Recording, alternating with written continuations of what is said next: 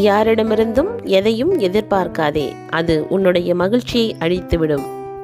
பார்ப்பதையும் பேசுவதையும் குறைத்து கொண்டே வருகிறார்கள் என்றால் அவர்கள் மறக்க ஆரம்பித்து விட்டார்கள் என்பதை நாம் தான் புரிந்து கொள்ள வேண்டும்.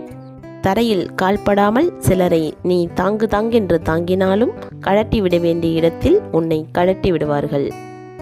நேசிக்கும் பெண்ணை யாரிடமும் பேசக்கூடாது என கட்டளையிடுவது ஆணின் குணம்.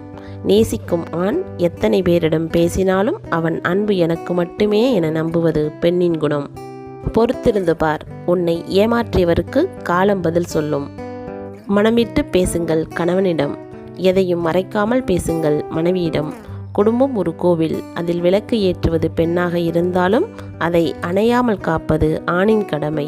விதி என்று வாழாமல் விரும்பி வாழுங்கள், இந்த வாழ்க்கை அழகானது.